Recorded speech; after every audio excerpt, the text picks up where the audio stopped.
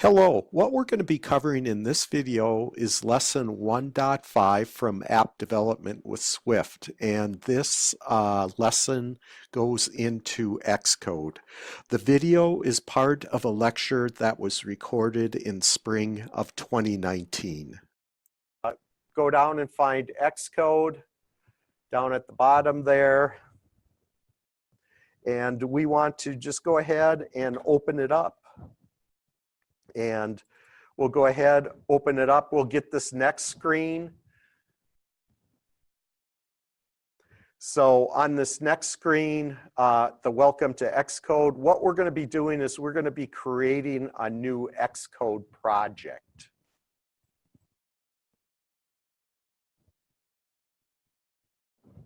So we'll just go ahead and click on that to create a new project. And then there's various templates that you can use to create your projects. The apps that we're going to be creating and the apps that you create, the majority of them, you just use the single view app to go ahead and create your project. In 265, we actually get into augmented reality. So there is an augmented reality template app that you can go ahead and create augmented reality with. So what we're going to do is we're just going to go ahead and select our single view app, and we want the iOS template selected up above. That's selected by default. We'll go ahead and click on next, and then the product name is actually the name of our app that we're going to go ahead and create. So we're just going to specify getting started.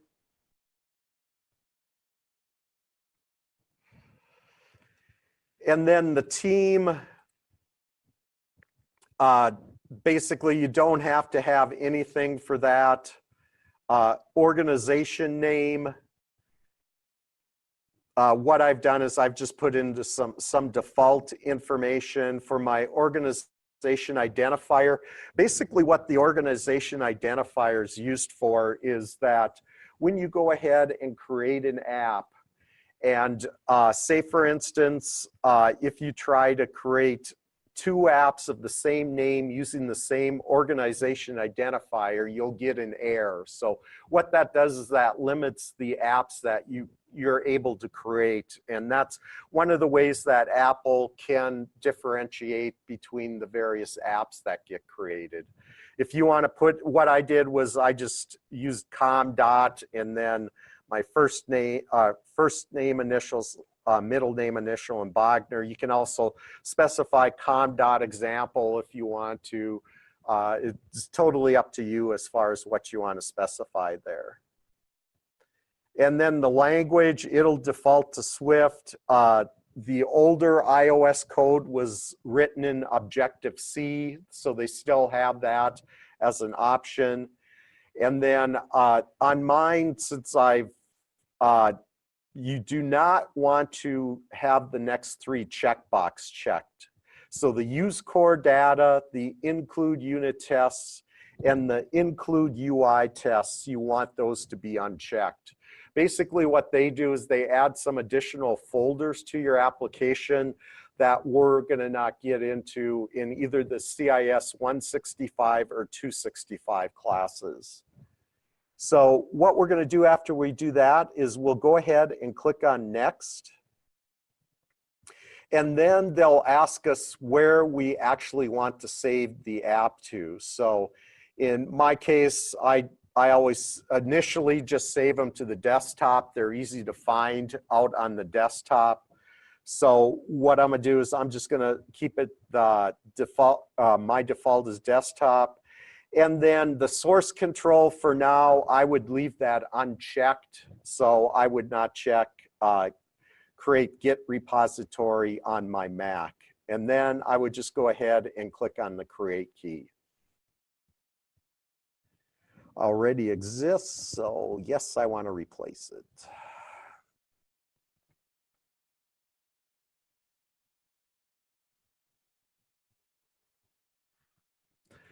Okay, so once you've created your app, you should see a screen like we're seeing up above. And basically what this is the information that's found in the Xcode Proj file. So we'll talk about that a little bit later. If you want to go ahead and have the Xcode take up the full screen, you can either click on the green little circle in the upper left-hand corner, and that'll make it full screen for you, or you can just do a Command Control F, and that'll also full screen it for you.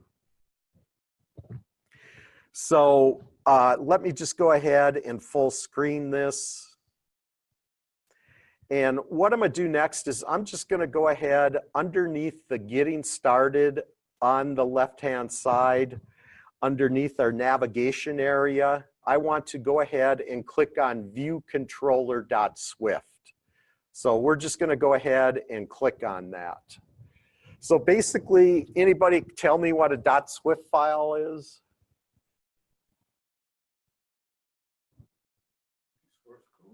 Yeah, it basically is the extensions for Swift programming files. So it's the same as .py would be for Python, .java would be for Java.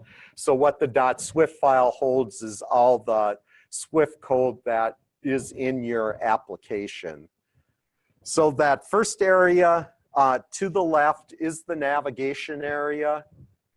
If you go ahead and scroll up and down, there's a toolbar across the top. If you put your mouse across the top, and it has various menus that you can go ahead and click on and use. The editor area is in the middle, so this is where you're going to be doing most of your work, especially when you're writing code. You'll be writing it in this editor area. If you go ahead in the upper right-hand corner and you scroll on the middle, there's a left, there's a right, and then there's a lower button up there. And if you go ahead and click on that, basically what that does is it opens up a debug area down below for you. So that's where you would actually go ahead, and if you wanted to print messages to the console, or if you want to see why your program crashed, this is where you would actually go in and check for your error messages. And it's a great area to use a print statement to go ahead and debug your code, besides using the debugging capabilities that Swift has in it. And then the area over to the right is the utility area. And we're going to be talking about that a lot more once we start adding various controls and we're actually using the storyboard itself. So the one thing I wanted to take a look at next really quick is the actual file structure. So let me go down. So my Getting Started file is right here. So we have our main folder, Getting Started folder. And then within that Getting Started folder, we have the Xcode Proj file. And basically what that has is all the information related to the project.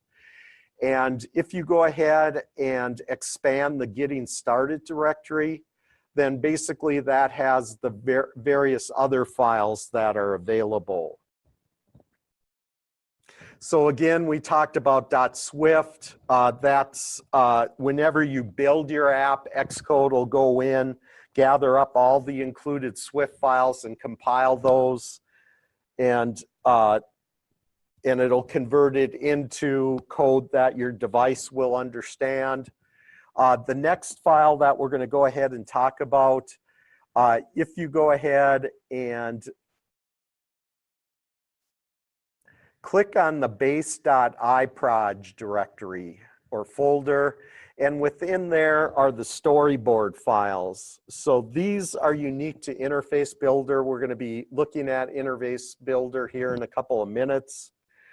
What they do is they contain information about the design of each scene within your application, as well as how one screen transitions to the other. So that is found in our launch screen storyboard and our main storyboard.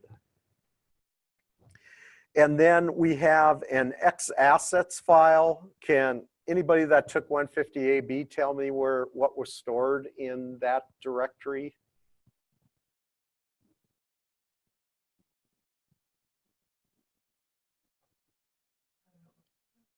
Yeah, so basically what this is the area that you would go in and you would save all of your images that you are using in your application and all the icons that you want to use in your application. So you would go at, they would fall underneath that assets.xa Xassets file folder. So basically, it reduces, this folder reduces the list of items in our project navigator. So when we look in our project navigator, you don't see all of those assets listed. You would just go ahead and click on it. And then it shows which images will be used for devices of different screen sizes. So we're going to be taking a look at that once we upload images to an actual app.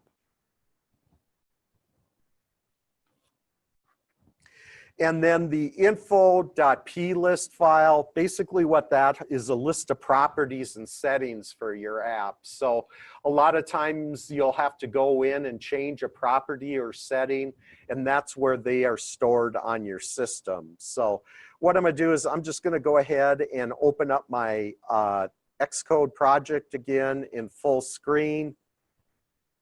And if I go ahead and click on my X-assets, what that folder will show me is absolutely, if you go ahead and click on the app icon, basically these are all of the app icon sizes that when you create an icon that you want to go ahead and make sure that you have sizes that match up to these app icon sizes. And there's a nice little tool that when you go ahead and create an icon, basically the app icon is what you see on in your phone.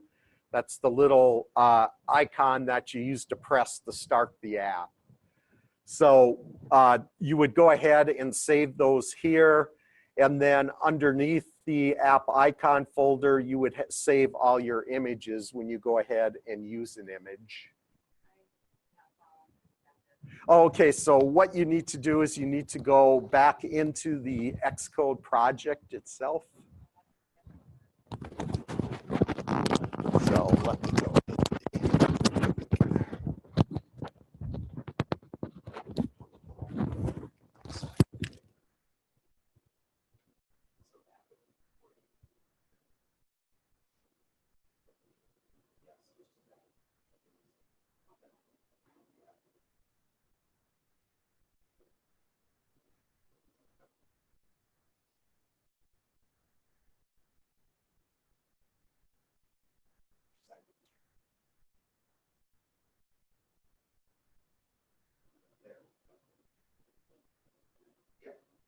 So we're actually in Xcode.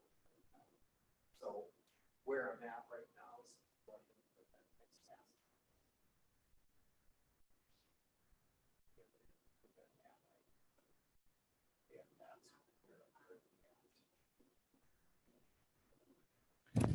okay, so that's app icons file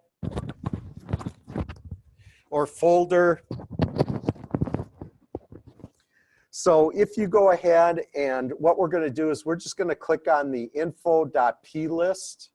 So we'll just go ahead and click on that once. And what that brings up is a bunch of properties that are related to your application. So you can go in and set various properties. Security, you can go in and change your security within that info.plist file. And I can't remember if CIS 165, if we actually changed the property list or not. I know we mess around with it in 265, but I can't remember if we changed it in 165. And then the other thing, if you go ahead and click on your project file, the top file entitled Getting Started. So basically what that has is a lot of the information that you went ahead and entered on that first screen. So the deployment target, basically, since we're on the latest version, well, not the latest version of Xcode, we're going to be having a new version pushed out here probably tomorrow or the next day. It'll go ahead and default to what the latest deployment target of the OS operating system is. Pardon me? It basically is the deployment target of the operating system. So say, for instance, if you were running a phone that was only at 11.4 and you wanted to create an app for that phone, you could go ahead and select 11.4, and then the app would work on that phone.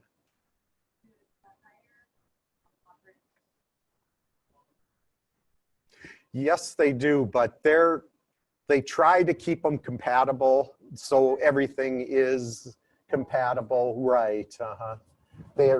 Sometimes they'll go in and they'll deprecate stuff. Like any other language, they'll go in and deprecate stuff. I can't remember the rules of deprecation. If it's they deprecate it and then you have another release to update before they remove it. So they kind of give you an advanced warning that that's no longer going to be in the language and when it's going to be removed. So that's kind of a pain. And I know from the little I've used this, from the first version of Xcode to the second version of Xcode, I've run into quite a few things that have been deprecated. And that's just been in less than a year of actually using it. Okay, so there is a nice little, I did not open up the textbook here, so let me go ahead and open up the textbook here really quick.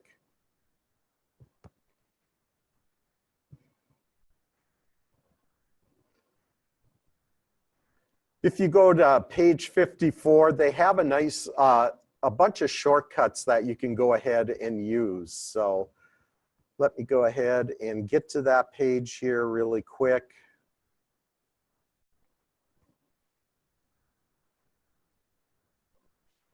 So if you want to build the project, you would go ahead and click on Command B. Build and run would be Command R. These other ones, you can go ahead and shift the selected code left or right. So if you select a whole block of code, it'll go ahead and move that code either to the left or right. So these are some handy shortcut keys that you can go ahead and use. The other thing, if you're new to Xcode, if I go ahead and minimize the book and increase my Xcode here. If you go, you can go ahead and actually click on the Xcode in the upper left-hand corner in your menu. And you can go ahead and click on Preferences. And then within Preferences, you can go ahead and actually change the way your screen's going to look like. So right here, I'm just using the plain text default. If you like looking at a dark screen versus a light screen, you can select default dark, and that'll go ahead and set your screen for you. You can have default light, dusk, low key, midnight. There's several different displays, themes that you can go ahead and use and look at your Xcode. So that's underneath Xcode Preferences and then under Fonts and Colors. So what we're going to do here is we're going to go ahead and click on our main storyboard in our navigation pane. So if you just go ahead and click on that.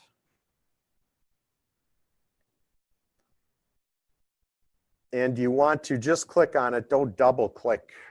If you double click, it'll pop stuff out, and that's kind of annoying. So what we're going to do here is we're just going to go ahead and actually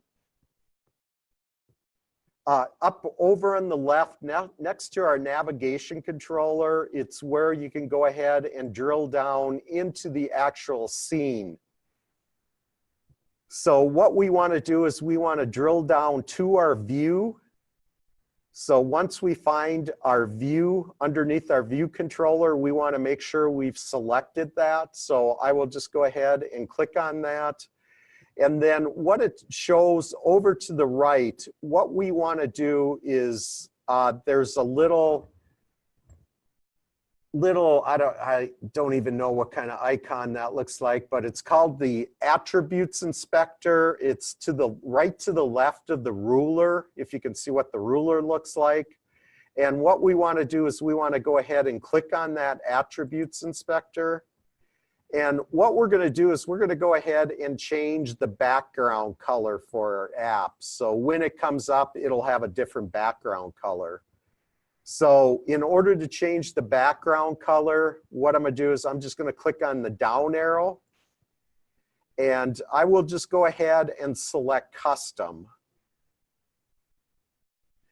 And what happens when Custom gets selected is you have this whole screen here of where you can go in and select your colors. So you can go in and actually click on the color wheel and just select a color from the color wheel.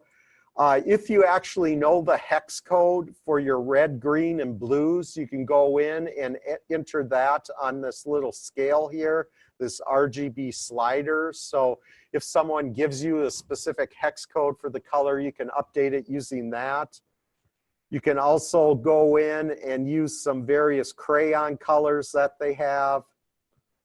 You can click on the scene spectrum. That's another way that you can go in and just click on a color. And if you click on it, it'll go ahead and update your background of your view to that color. And then there's various colors that you can go ahead and basically mouse over, and it'll go ahead and show you what the color is. So within my colors, I'm going to select turquoise. You can select whatever color you want to. So I'll just go ahead and select that. And then I'll just go ahead and click on my red circle to go ahead and close my colors. So if you look at the background over to the right, you see that the color has been updated. So what we're going to do next is we're going to go ahead and run our little application here. So what I want in the top left-hand corner, if you go ahead and click on the Getting Started button,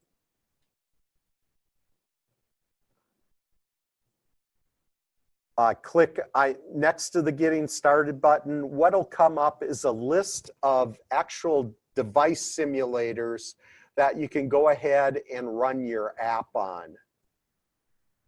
So what we want to do, currently it's defaulting to an iPhone XR.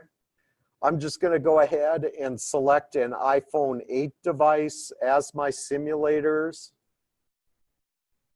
So you would go ahead and choose that up here. You can go ahead and click on that, and you can scroll through and actually select your simulator that you want to go ahead and use. So I'm going to click on iPhone 8. And then in order to run the app, you can just click on the little Build and Run button over in the left-hand corner.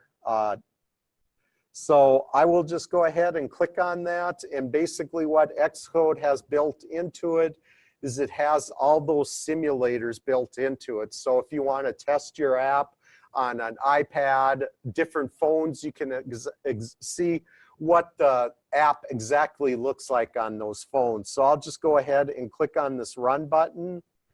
And what'll come up in the top of the screen, it's saying building, getting started. So it walks through the build, and now it's waiting for my iPhone to start. And usually the first time you do the build on the app, it actually takes a little while for that phone to actually come up. If you go ahead and decrease the size, you should see an icon a simulator icon in your tray down below. So what you can do is you can just go ahead and click on that icon, and that'll bring the phone simulator up so we can see what our app looks like once it runs. Takes a little while for that phone to actually come up. If you go ahead and decrease the size, you should see an icon, a simulator icon in your tray down below. So what you can do is you can just go ahead and click on that icon, and that'll bring the phone simulator up so we can see what our app looks like once it runs. It's in the upper, way over to the left in Xcode.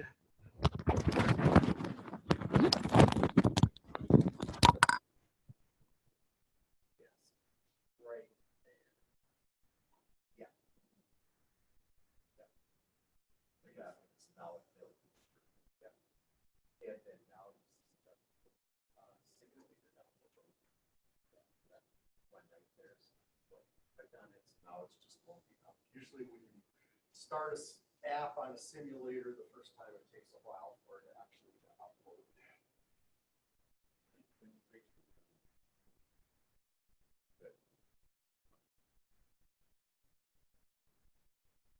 So what you should see is you should see your view pop up with the color that you selected there.